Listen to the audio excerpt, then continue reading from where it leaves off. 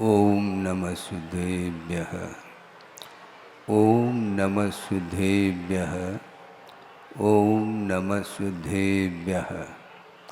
मंगलम भगवान वीरो मंगलम गौतमो वने मंगलम कुंदकुंदाद्यो जैन धर्मोस्तु मंगलम सर्वमंगलमांगल्यम सर्वकल्याणकारकं प्रधानं सर्वधर्माणां जैनम जयतु शासनम। अहिंसा परमो धर्म की, महावीर भगवान की। प्रातः स्मरणे परम पूजाचार्य गुरुवर श्री विद्यासागर जी मुनि महाराज की जय।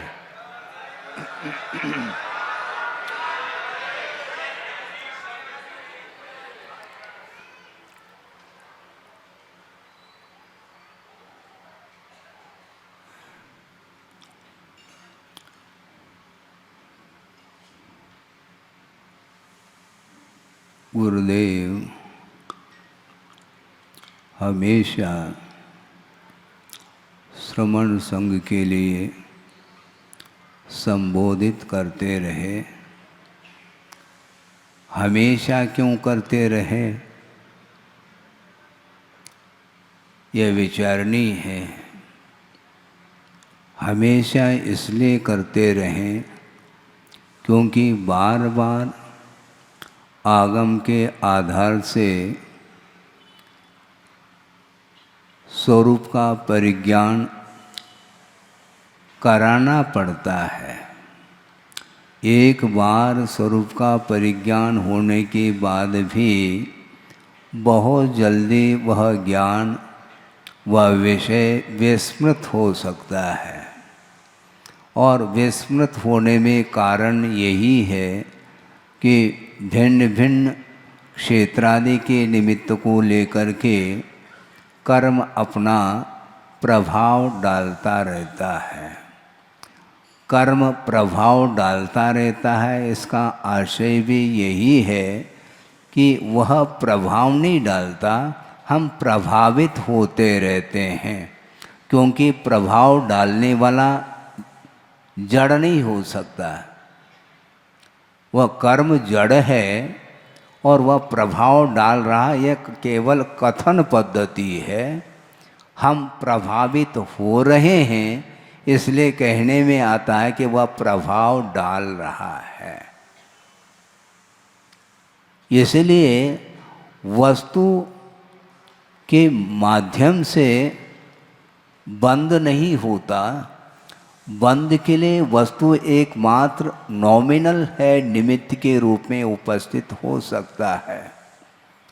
किंतु स्वयं हमारा उपयोग यदि उस वस्तु की ओर जाता है राग द्वेषादि के रूप में, तो कर्म का बंध अनिवार्य रूप से होता है। इसलिए उनका बार बार कहना रहता है कि निरंतर आगम का अध्ययन, निरंतर उपयोग आगम की ओर होना चाहिए।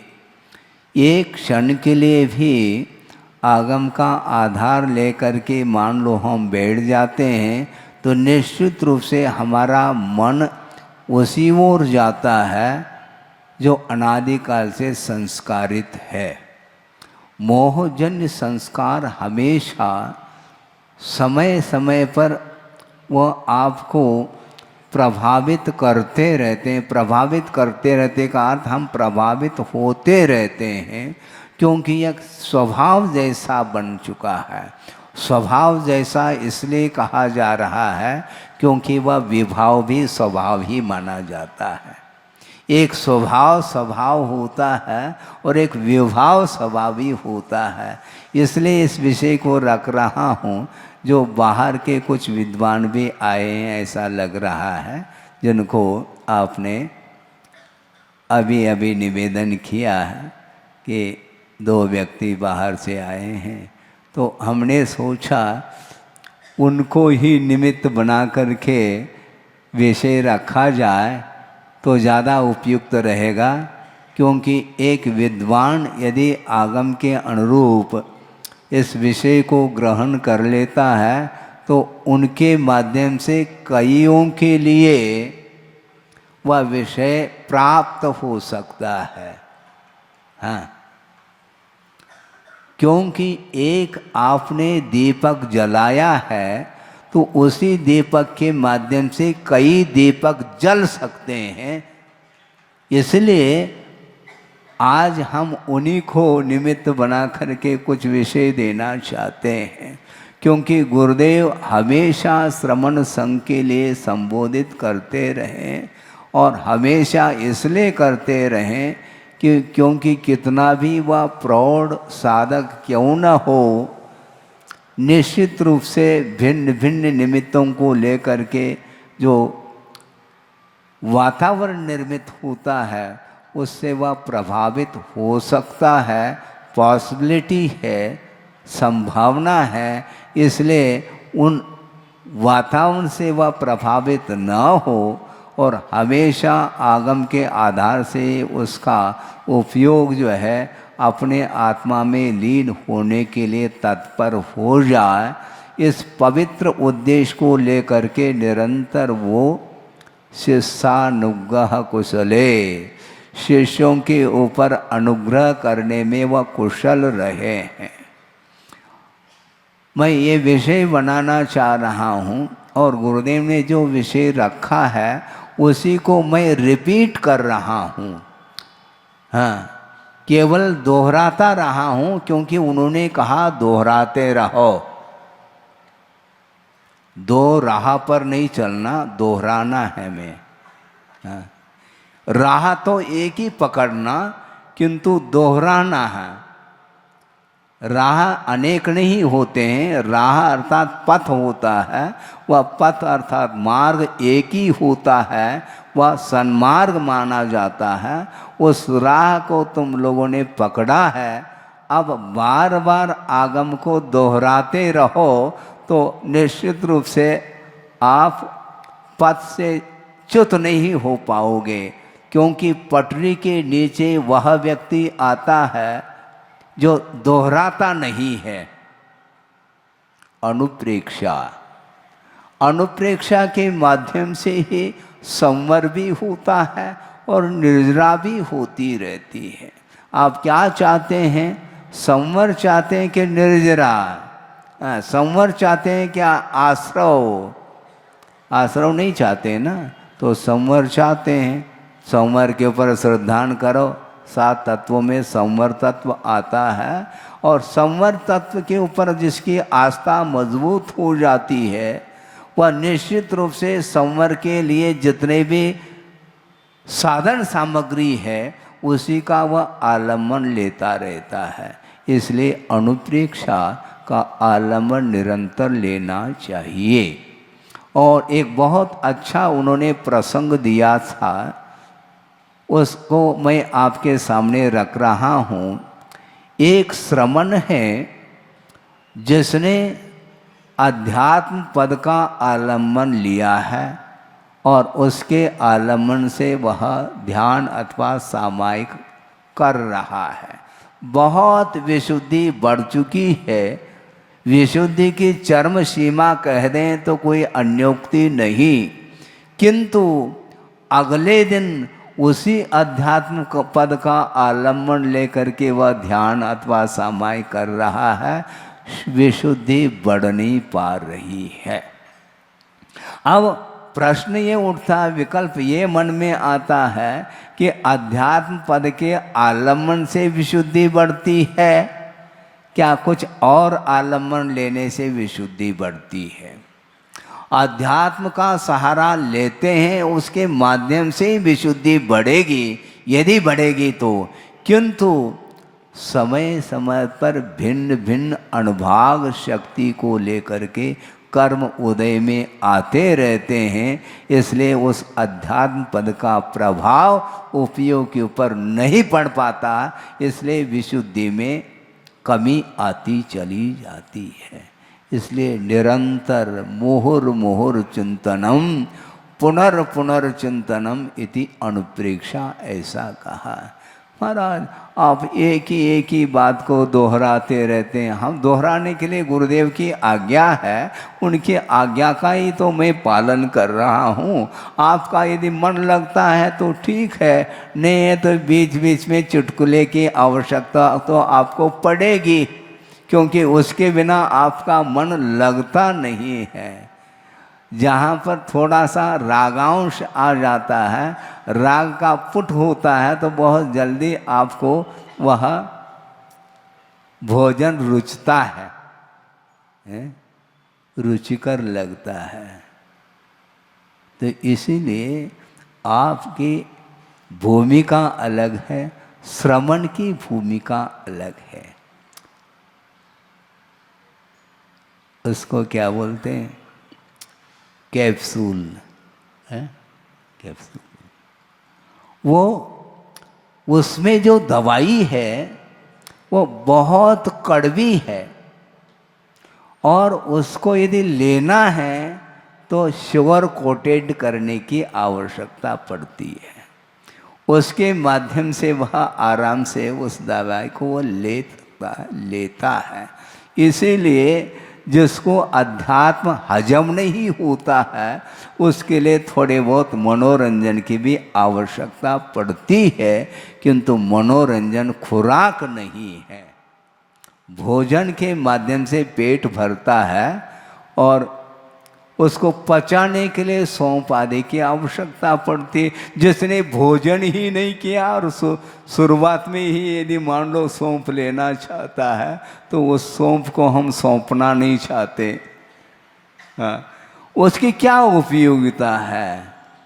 आप पहले भोजन करिए और उसको डाइजेस्ट करने के लिए कुछ चूर्ण आदि की आवश्यकता पड़ती है। उसी प्रकार अध्यात्म बहुत गरिष्ठ भोजन माना जाता है। उसके लिए बार बार निरंतर अनुप्रेक्षाओं का चिंतन करके ही वह बाहरी पदार्थों से अपने आप की उपयोग को मोड़ करके शुद्ध परमात्म तत्व में वह केंद्रित कर सकता है अपने उपयोग को। और उन्होंने ये कहा था कि वस्तुतः ज्ञान भिन्न है और संवेदन भिन्न है। आप सुन रहे हैं? ज्ञान भिन्न है और संवेदन भिन्न है। संवेदन वस्तुतः वह निश्चय नहीं का विषय बनता है, और ज्ञान वह निश्चय नहीं का भी विषय बन सकता है और व्यवहार नहीं का भी विषय बन सकता है। इसलिए सर्वज्ञ भगवान निश्चय से सर्वज्ञ नहीं है, ऐसा कुंद देव का कहना है। कहाँ पर कहा है? शायद नियम सार में यह गाथा आती है। जानदि पश्यदि सव्वम, जानदि पश्यदि सव्वम व्यवहार नयेन केवली भगवम, केवल नानी जानदि पश्यदि नेमेन अपानम। नेमेन अर्थात निश्चय से वह आत्मा का ही संवेदन करते हैं, आत्मा को ही जानते हैं। नेमेन अपानम जानदि केवल नानी, केवली भगवान वस्तुतः निश्चय से आत्मज्ञ है और व्यवहार से सर्वज्ञ है। ये ध्यान रखो, व्यवहार से सर्वज्ञ। विश्व का जो उन्हें ज्ञान हो रहा है वह व्यवहार से इसलिए हो रहा है क्योंकि विश्व का संवेदन नहीं कर सकते, वो विश्व को जान सकते हैं। यदि विश्व का भी संवेदन होने लग जाए तो सबसे ज़्यादा दुखी वो होंगे, क्योंकि नारकी दृष्टि पे देखने में आ रहा है, और अपने स्वयं की जो अतीत के अनंत पर्याय हैं, जो नरक गति में भी व्यतीत किया है समय को, और स्वर्गादिक में भी पहुंच करके उसका भी आनंद लिया है, वह सारा सारा यदि वर्तमान में संवेदन का विषय बनने लग जाए तो सबसे ज़्यादा गाफिल वो होंगे, सबसे ज़्यादा दुख का उन्हें अनुभव करना पड़ेगा। किंतु ऐसा होता नहीं, इसलिए ज्ञान बंद के लिए कारण नहीं, किंतु अध्यवसान बंध के लिए कारण अर्थात रागादिक जो परिणाम है वे ही बंध के लिए कारण है, वस्तुतः वस्तु बंध के लिए कारण नहीं। राग भाव यदि नहीं है तो कोई भी वस्तु हो, यत् किंचित अपि चिंतयेत किंतु वीत रागो भवेत योगी, ऐसा कहा। शर्त है तुम किसी भी पदार्थ को ध्यान का विषय बना लो, कोई कंडीशन नहीं, किंतु शर्त यह है कि वीतरागी होना चाहिए। जो वीतराग भाव के साथ पदार्थ को जानता है तो वह साधक कभी भी उस पदार्थ से प्रभावित नहीं हो सकता, कितनी भी अच्छी चीज हो, क्योंकि उनके दृष्टि में वह अच्छी है ही नहीं, न बुरी है। तो क्या है? वह ज्ञेय है, तो ज्ञेय को क्यों ग्रहण करना चाहेगा? बार बार आग्रह कर सकते हैं दाता, महाराज थोड़ा सा ले लो, अरे पूरा दे दो ना, हम देने के लिए लाए महाराज, लाए तो हैं किंतु यहाँ से परमिशन नहीं। महाराज हमारी भावना है, सबकी भावना है, लेकिन मेरी भावना तो होनी चाहिए ना। मेरी भावना नहीं है तो फिर क्या होगा? फिर 1200 भावनाएं आ जाएंगी। तेरी भावना तो है लेकिन मेरी भावना नहीं है, तो अब क्या होगा? देखने के लिए वह वस्तु मनोज्ञ है, किंतु मोही के लिए वह मनोज्ञ है, योगी के लिए वह मनोज्ञ नहीं हो सकता। और जब देते समय जब दाता को भी उसके प्रति मोह नहीं है तभी तो दे रहा है, तो योगी के पास मोह कैसा आ सकता है? दाता दान देता है उस समय वह सामग्री, जो भोजन सामग्री उसके हाथ में ही है, रसगुल्ला है, लेकिन लेने का भाव नहीं है, देने का भाव है, तब वह पुण्य का संचय करता है। तो दाता को तो, पात्र को तो और सोचना पड़ेगा, नहीं तो पात्र जो है ना नीचे आ सकता है। नीचे पात्र रखा है ना, है, तो उसी प्रकार पात्र भी नीचे आ सकता है। इसलिए बहुत होशियारी के साथ अपने को चर्या करनी पड़ती है, करना चाहिए। कोई भी पदार्थ हो, पदार्थ की ओर जब दृष्टि जाती है तो मनोज्ञा मनोज्ञेन्द्रिय विषय राग द्वेष वर्जनानि पंच, ऐसा कहा है। इसलिए ले तप बढ़ावन हेतु नहितन पोषते तज रसन को। कुछ तो लेते महाराज, वो लेने योग्य जितना है उतना ही लेते हैं, जो नहीं लेने योग्य है उसको नहीं लिया जा सकता। बल्कि मन से भी लेने का भाव नहीं करना चाहिए, साधक तब बनता है। थोड़ा तो महाराज हमारी बात को भी तो थोड़ी बहुत स्वीकार किया करो। आपकी बात को हम स्वीकार कर रहे हैं ना, बिल्कुल बिल्कुल कर रहे हैं। आप कुछ नहीं ले रहे हैं महाराज, कुछ नहीं ले रहे हैं तो फिर कुल्ला करने की आवश्यकता क्या है? बैठने के बाद कुल्ला करने की कोई आवश्यकता है नहीं, क्योंकि हमने कुछ लिया ही नहीं है। इसी को बोलते हैं भावुकता में बहुत कुछ बोला जाता है, यह सिद्धांत नहीं माना जाता। इसी को बोलते हैं सिद्धांत और भावना, इन दोनों में अंतर है। आप सब कुछ देना चाहते हैं किंतु पात्र सब कुछ लेना नहीं चाहेंगे, क्योंकि वह तप करना चाहते हैं संयम के अनुपालन के लिए और रत्नत्र के अनुपालन के लिए। जो योग्य वस्तु है उसी को ग्रहण किया जाता है, इसी को बोलते हैं विधिवत, रुचिवत नहीं। आप अपनी रुचि से खिलाओ, कोई बाधा नहीं, बहुत सासे पुण्य का संचय आप कर रहे होते हैं, किंतु पात्र को भी तो संचय करना होता है क्या? नहीं, क्योंकि अनुग्रह दोनों के ऊपर होना चाहिए। अनुग्रहार्थम स्वस्यात् सर्वो दानम कहा। अनुग्रह दाता दान दे करके पात्र के ऊपर अनुग्रह कर रहा है और पात्र नहीं लेकर के वह सो के ऊपर अनुग्रह करता है। दाता के लिए क्या अनुग्रह हो रहा है? पुण्य संचय हो रहा है। और पात्र के ऊपर क्या अनुग्रह हो रहा है उस दान के द्वारा? तो सम्यक ज्ञानादि अभिवृद्धि ऐसा कहा। रत्नत्रय में जो विकास होता है वही अनुग्रह माना जाता है उस दान का, उस दान का वह फल माना जाता है। इसलिए दोनों को फल मिलना चाहिए। दोनों के लिए कर्मों की, पाप कर्म की निर्जरा हो और दोनों के लिए साथ से पुण्य का संचय हो, इस उद्देश्य को लेकर के ही साधक साधना करते रहते हैं। इसीलिए गुरुदेव का ये कहना है, ज्ञान वस्तुतः बंध के लिए कारण नहीं, किंतु राग बंध के लिए कारण है। किंतु वह राग कौन सा राग बंध के लिए कारण है?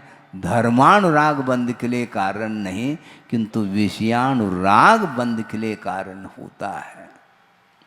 राग यदि नहीं है तो वह पदार्थ कितना भी कैसा भी हो उससे वह प्रभावित नहीं हो सकता।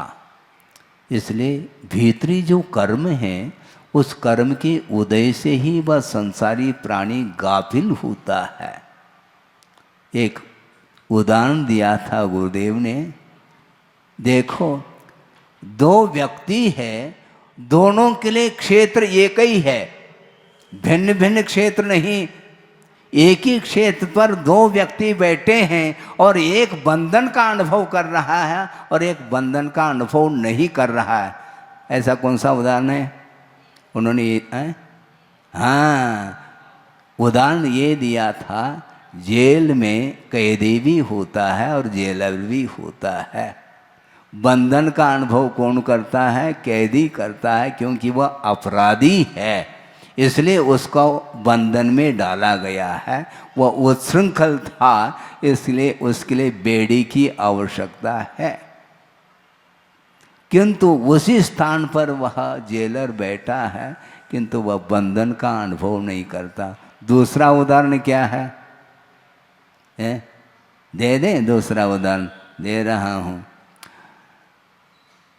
नरक गति नाम कर्म का जिसको उदय चल रहा है, ऐसा जो नारकी जीव है वहाँ पर 7 पृथ्वियों में वह अनंत दुख का अनुभव कर रहा है, किंतु असुर कुमार वहीं पर पहुँचा है, उसको रत्ती भर भी उस क्षेत्र जन्य दुख का अनुभव इसलिए नहीं होता क्योंकि अंतरंग जो कर्म का उदय उसके पास नहीं है। इसलिए एकांत से जो ये निमित्त हैं ये बंध के लिए, दुख के लिए कारण नहीं, किंतु भीतर जो कर्म का उदय है उसको नष्ट करने का पुरुषार्थ करना है। हमें पदार्थ को हटाना नहीं। सभा सामने बैठी है और ये राग के लिए कारण हो सकता है, हो सकता है, फिर हटा दिया जाए सभा को। हटाने का तरीका है बहुत बढ़िया है, आंख मेंच लो तो सभा गायब। आंख यदि मेंच ले, कोई लाकावन में कोई है ही नहीं। इसको बोलते हैं कि डाइवर्शन, उपयोग को परिवर्तित करना।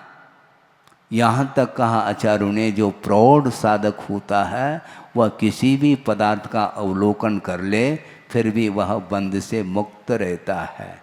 इसी को बोलते हैं साधना, इसी को बोलते हैं वीतराग था। क्योंकि स्वरूप की ओर दृष्टि है, स्वभाव की ओर दृष्टि है, इसलिए वह बंध के लिए कारण नहीं होता। किंतु जो पर्याय हैं, वैभाविक पर्याय हैं, उसकी ओर यदि दृष्टि जाती है और राग के साथ यदि दृष्टि जाती है तो वही पदार्थ उसके लिए बंध के लिए कारण शुद्ध होता है। इसलिए पदार्थ को जानते हैं केवली भगवान, विश्व को जान रहे हैं, बल्कि जान नहीं रहे, पूरा विश्व जानने में आ रहा है। इसके उपरांत भी बंध से मुक्त है, क्योंकि मोह कर्म का अभाव हो चुका है। मोह क्षयात, ज्ञान दर्शनावरणांतराय क्षयाच केवलम कहा। केवल ज्ञान जो उत्पन्न होता है वह मोहनी कर्म के क्षय के पश्चात होता है, और मोहनी कर्म का क्षय उनका हो चुका है, इसलिए कोई भी पदार्थ से वो प्रभावित नहीं हो रहे हैं। इसी लोक में शुद्ध परमेष्टि विराजमान हैं और अपन भी इसी लोक में हैं, और हम प्रभावित हो रहे हैं और वो प्रभावित नहीं हो रहे। ज्ञान का विषय बन रहा है किंतु संवेदन स्व का हो रहा है। जो स्वरूप का संवेदन करता है उसको कभी भी दुख का अनुभव, राग द्वेष आदि का भाव संभव ही नहीं है। इसलिए राग और द्वेष से ऊपर उठने के लिए श्रवण को चाहिए। व्यर्थ समय यदि खो रहा है, निश्चित रूप से वह श्रवण अपने पद से च्युत हो सकता है। इसलिए बार बार संबोधित करने की आवश्यकता पड़ती है श्रवण के लिए भी। महाराज श्रवण तो महाव्रती है तो, किंतु महाव्रती होकर के भी अभी वह पौधा है, उसको संभालने की आवश्यकता है। जब तक आत्मानुशासन नहीं होगा तब तक शासन करने की आवश्यकता पड़ती है। आचार्य के लिए शिष्य को संभालना पड़ता है, अपने आप संभल नहीं पाता, क्योंकि जब तक प्रौढ़ता नहीं तब तक उसको सहारा देने की आवश्यकता पड़ती है। आलंबन, सहारा, आधार देने की आवश्यकता पड़ती है।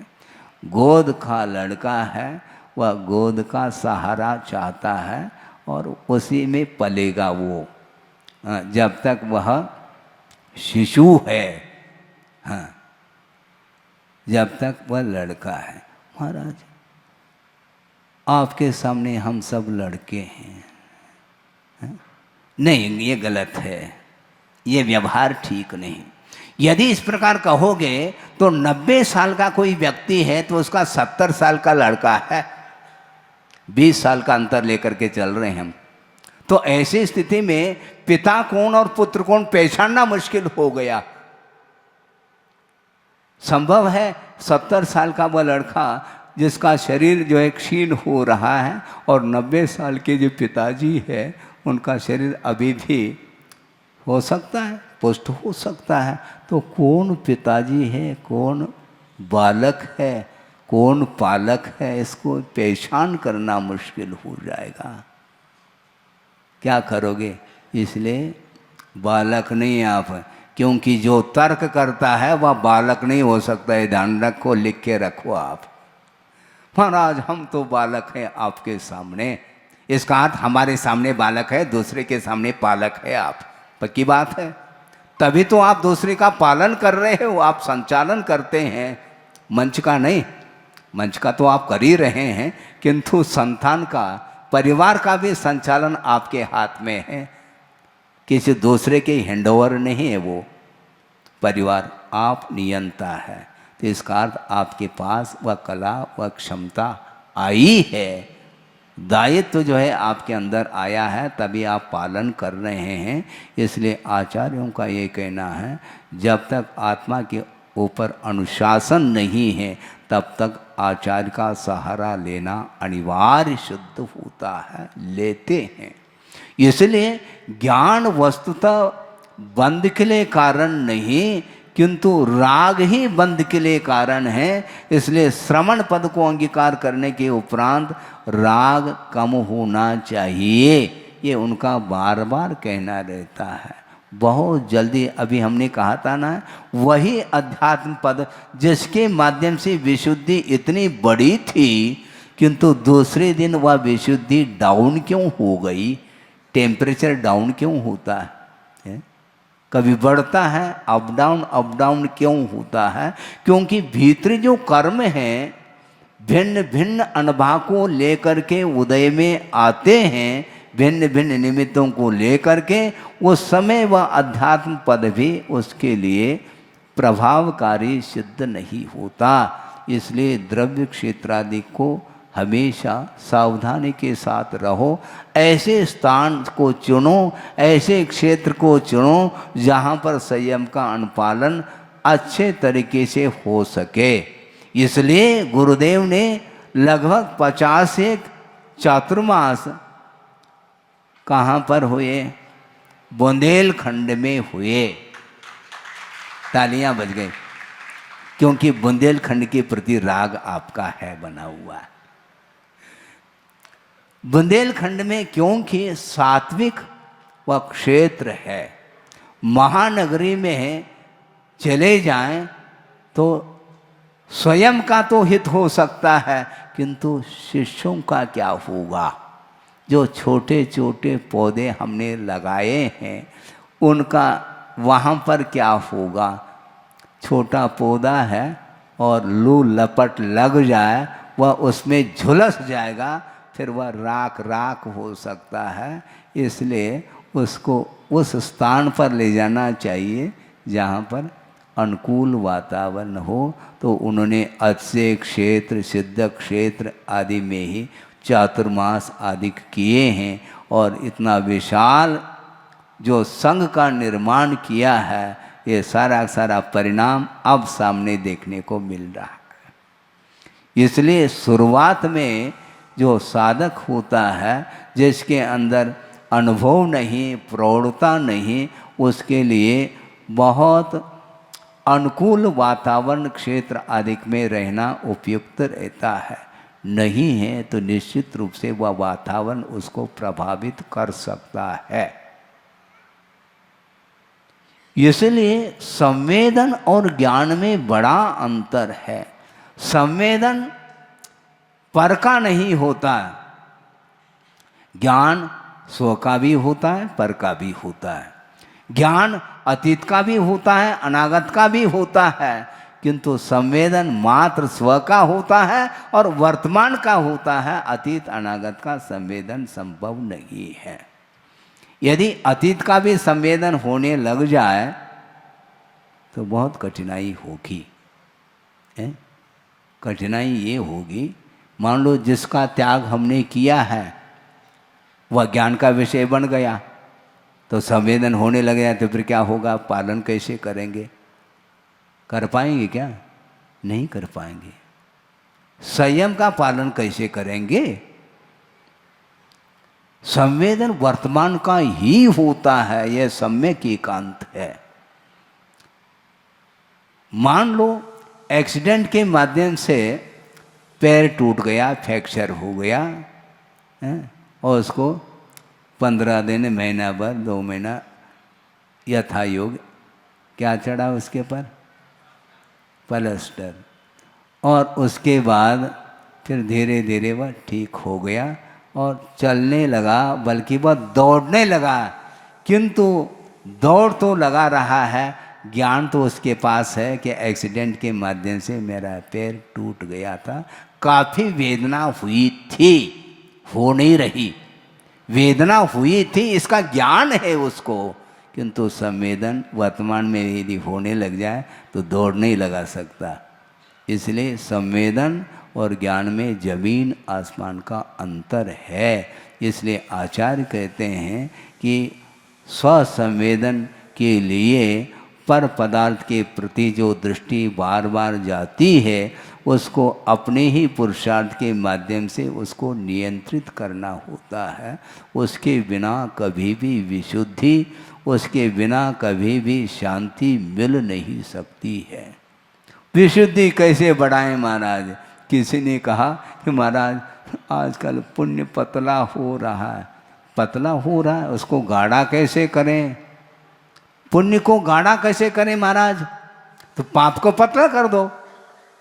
पाप को पतला करोगे, ऑटोमेटिक पुण्य जो है गाढ़ा हो जाएगा। हैं? पुण्य गाढ़ा करने के लिए तुम प्रतीक्षा करो, प्रतीक्षा मत करो। हैं? परीक्षा में खरे उतर जाओ, प्रतीक्षा करने की आवश्यकता नहीं। अपने को पाप को पतला करना है। संक्लेश को समाप्त करोगे तो विशुद्धि को बढ़ाने की आवश्यकता नहीं, क्योंकि वह विशुद्धि संक्लेश की अपेक्षा से वह अपोजिट तत्व माना जाता है। वह विपरीत तत्व है। संक्लेश का अभाव कर दो, अपने आप विशुद्धि, विशुद्धि का अभाव हो गया तो संक्लेश आएगा। और संक्लेश और विशुद्धि से जो ऊपर उठ चुका है उसको कोई भी फर्क नहीं पड़ता। विशुद्धि घट रही, पर्याय है, घटेगी, क्या बात हो गई, हम प्रतीक्षा नहीं करते क्योंकि हमें गलत कार्य करना ही नहीं, अपने आप विशुद्धि बढ़ेगी। हाँ, क्योंकि हम विपरीत कार्य करते हैं तो निश्चित रूप से संक्लेश हाथ लगेगा और विशुद्धि नहीं बढ़ेगी। और अपने आप विशुद्धि बढ़ सकती है यदि विपरीत तत्व को हम हाथ में नहीं लेते हैं, तो अपने आप ही स्वरूप की ओर गति होती है। स्वरूप की ओर जाने के लिए जो विपरीत दिशा की ओर जो यात्रा हम कर रहे हैं, उस यात्रा को लौटाना पड़ेगा आपको। उसके बिना संभव नहीं, आपको बैक होना पड़ेगा। उन्मार्ग की ओर हमेशा इसकी गति होती रही है। इसलिए संस्कार, मोहजन्य संस्कार समाप्त नहीं हो पाते, इसलिए बार बार बार बार वह फेल होता आया है। फेल होने से हमें गम नहीं है, क्योंकि बार बार बैठना है, अगले अटेम्प्ट में बैठेंगे, निकालेंगे। हैं, प्री में निकल गया, मेंस में भी निकल गया, और ओरल में फेल हो गया, तो फिर 1 2 1 2 करना, करेंगे, क्या बात हो गई। एक चींटी है, वह पुरुषार्थ के बल पर छत तक पहुंच गई है, पहुंचने वाली है, और पैर फिसल गया और नीचे आ गई। अब क्या करें, फिर 1 2 1 2 करना ही है। क्योंकि वर्तमान में जो भी आपने पुरुषार्थ के माध्यम से ज्ञान को हासिल किया है, और अवसान होने के उपरांत अगली जो पर्याय मिलेगी उसमें पुनः नर्सरी, LKG, UKG, यू करना ही पड़ेगा। क्योंकि उस ज्ञान के ऊपर जब आवरण आता है तो उस आवरण को हटाना ही पड़ेगा आपको। कौन हटाएगा, आपको हटाना है, हम हटा करके नहीं देंगे। हैं, आप लिख करके देते हैं क्या पेपर को, बताओ। हैं? टीचर जो है साल भर वह मेहनत करता है और पढ़ाता है अच्छे ढंग से, एक बार नहीं, 2 बार नहीं, बार बार उसको पढ़ाता है, किंतु पेपर के समय पर नहीं, वह टीचर दूसरी जगह पहुंचाया जाता है, तई कहीं मोह जागृत न हो। हाँ, होता है, ये अपनत्व आ जाता है, और यहीं पर अपनत्व होने के कारण ही राग आ जाता है, फिर पक्षपात प्रारंभ होता है। बहुत अच्छा प्रसंग आपके सामने रख रहा हूँ। एक प्रसंग गुरुदेव ने दिया था कि पंगत बैठी है भोजन के लिए, और सबके पास थाली है, परोसते चले जा रहे हैं, और एक महिला परोस रही है।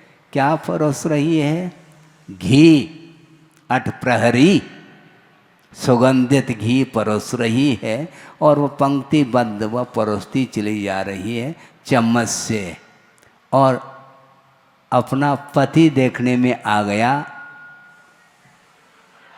चम्मच से नहीं, वो कुडेल रही है शांति धारा।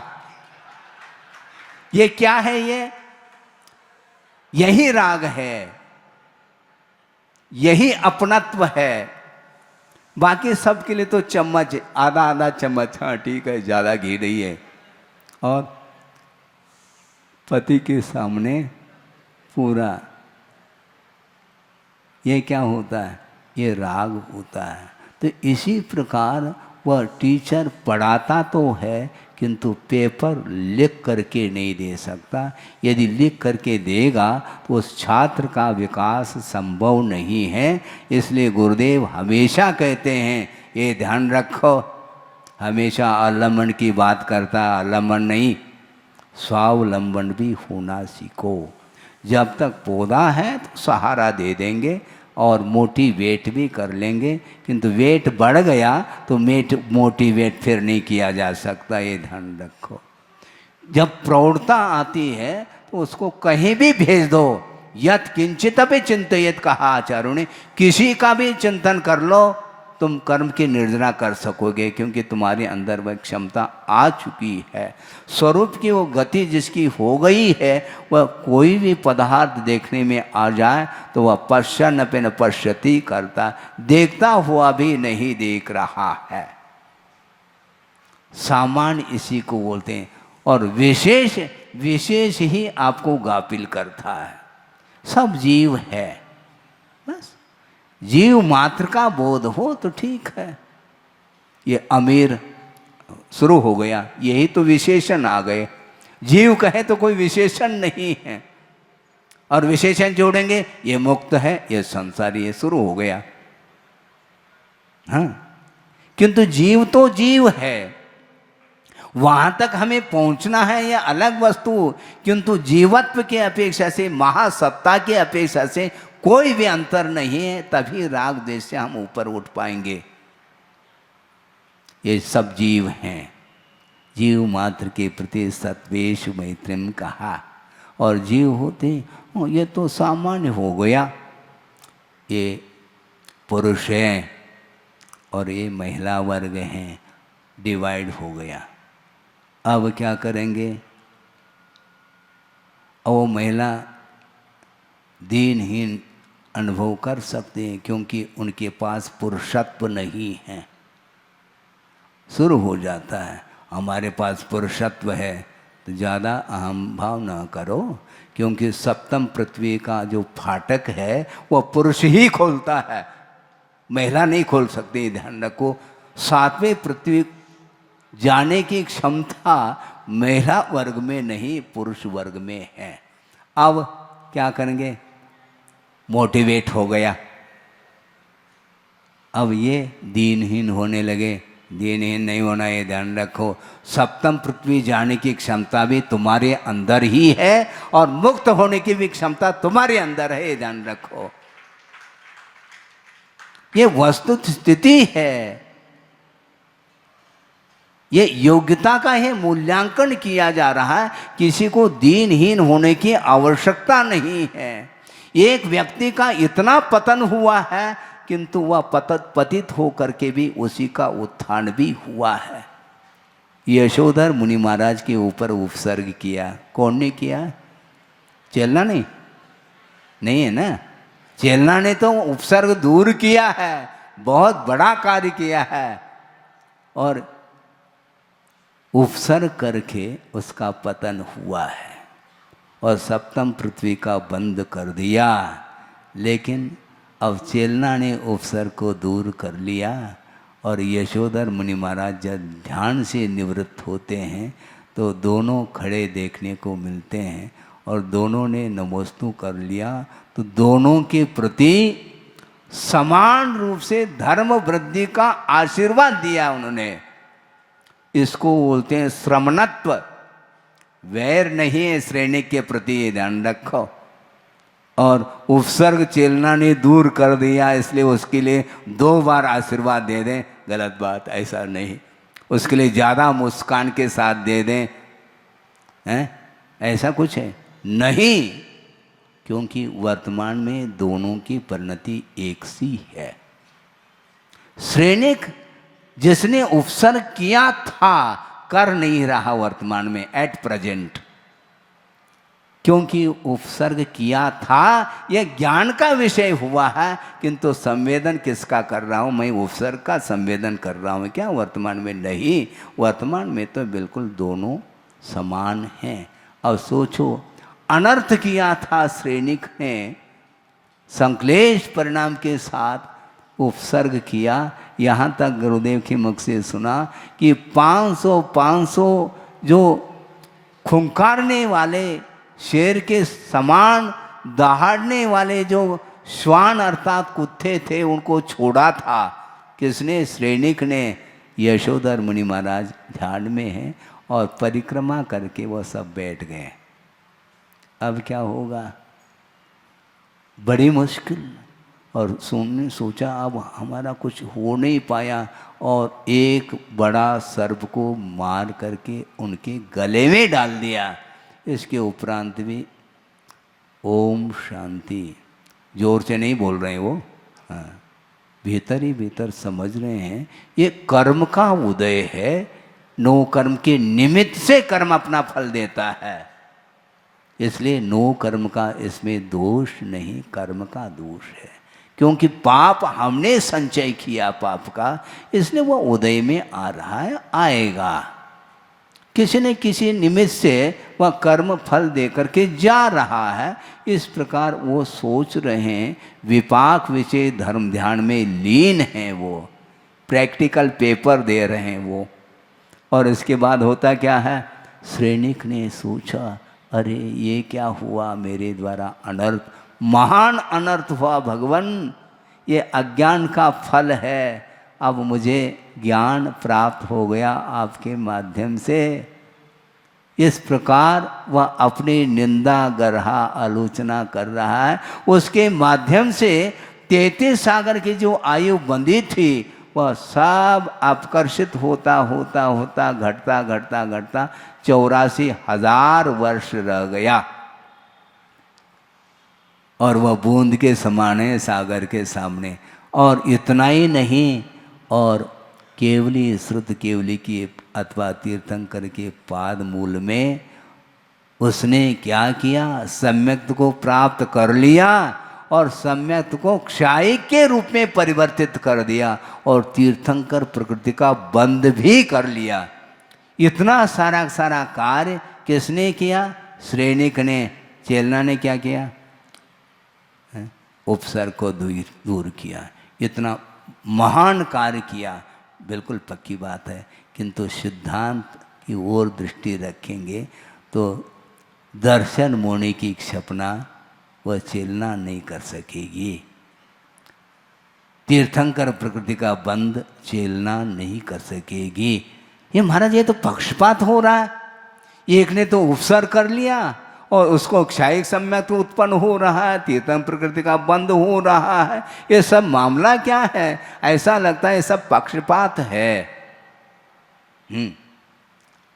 स्त्री के प्रति पक्षपात नहीं, किंतु योग्यता, योग्यता के अनुरूप ही कार्य होता है। इसलिए किसी को भी दीनहीन का अनुभव न करके यदि सही दिशा की ओर पुरुषार्थ करके इस स्त्रीलिंग को छेदन कर देते हैं तो वह उसको पुरुषत्व मिलेगा, इसमें कोई शक नहीं है। और सीता का देव देख लो, सीता है अग्नि परीक्षा में उत्तीर्ण हो गई और आर्यिका बन करके उसने इस प्रकार तप कर दिया, दीर्घ काल तक तप किया और उसके फलस्वरूप उसने स्त्रीलिंग का छेदन करके प्रतिइंद्र पद को प्राप्त किया। देवी नहीं बनी वो, हैं, पुरुष पद को प्राप्त किया है। और वहाँ से नीचे उतर करके फिर क्या होगी, गणधर बनेगी वो। और रावण नीचे है और वह तीर्थंकर होगा और ये गणधर्व हो गए। अब देखो संयोग कैसा है। इसको बोलते हैं हमेशा किसी के अंदर पापमय ही परिणाम होते हैं, अनिवार्य नहीं है। भिन्न भिन्न कर्मों के उदय में इस प्रकार के वह राग द्वेषादिक भाव कर लेता है, किंतु जिस समय अच्छा उदय आ जाता है तो निश्चित रूप से उसी समय से विकास होना भी प्रारंभ होता है। इसलिए गुरुदेव ने जो भी हम लोगों के लिए दिया है महान उपकार है उनका, महान नहीं अनंत उपकार है, मानना पड़ेगा। नहीं है तो कहाँ पर होते, कहाँ पर होते, किस रूप में होते, भविष्य क्या होता। भविष्य का निर्माण वर्तमान के ऊपर निर्धारित है और वर्तमान में इस प्रकार के अच्छे गुरुओं का समागम प्राप्त होना भी बहुत दुर्लभ है।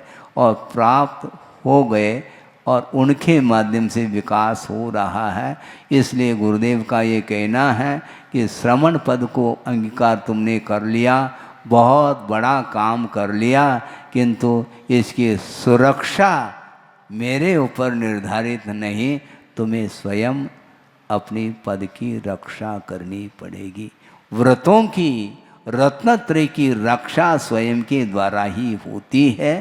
केवल गुरु होते हैं, सहारा दे सकते हैं निमित्त के रूप में, किंतु उनका ये कहना है कि दीक्षित होने के उपरांत गुणस्थान में जो परिवर्तन आना है वह तुम्हारा पुरुषार्थ रहेगा तो होगा, नहीं हो तो दीक्षित होने के उपरांत और कुछ दीक्षा होती नहीं, समाप्त। एक अंतर्मूर्त नहीं लगता, दीक्षित कर दिया, संस्कार दे दिए, सब हो गया, और उपकरण भी दे दिया, ग्रहण ग्रहण ग्रहण, ले लो, ठीक है उपकरण ले लो, लेकिन करण मैं नहीं दे सकता, ये ध्यान रखो।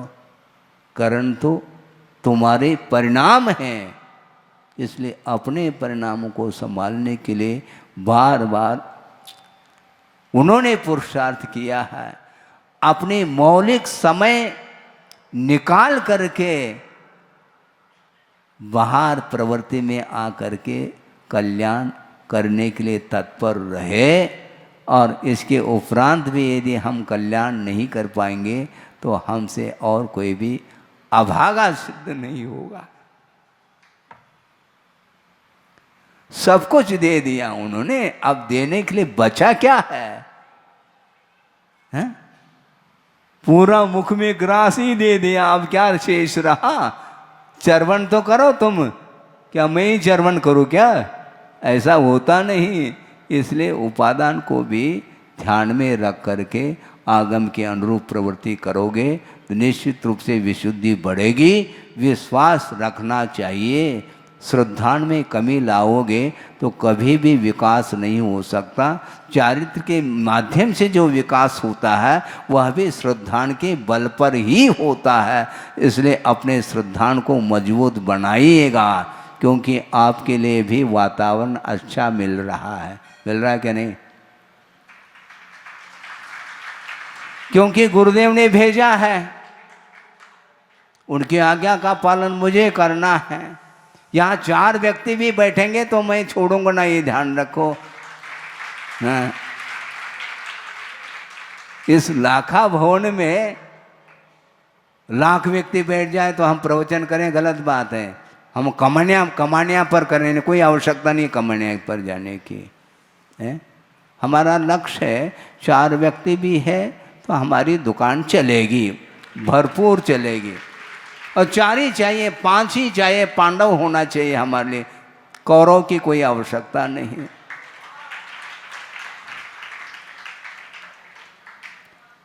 इसलिए इस अवसर को चूकना नहीं चाहिए। आपका समय हो गया है। धर्म ध्यान करने के लिए वातावरण को निर्मित करने की आवश्यकता इसलिए पड़ती है।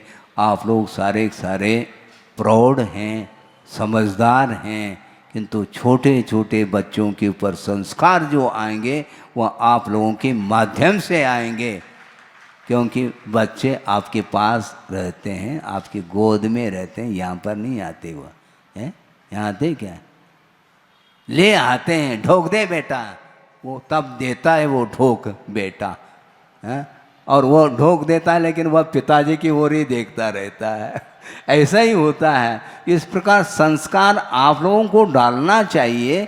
मैं आपके ऊपर संस्कार डालने के लिए आया हूँ, ये बात अलग है, क्योंकि संस्कार धानी है और निवेदन आप कर रहे हैं, लेकिन मैं सुन रहा हूँ। अभी देखेंगे भविष्य में क्या होता है। अहिंसा परमो धर्म की जय। बोधि समाधि परिणाम शुद्धि स्वात्मोपलब्धि शिवशोक शुद्धि चिंतामणिम चिंतित वस्तुदाने त्वां वंद मानस ममास्तु। परम पूज्य आचार्य गुरुवर श्री विद्यासागर जी मुनि महाराज की जय।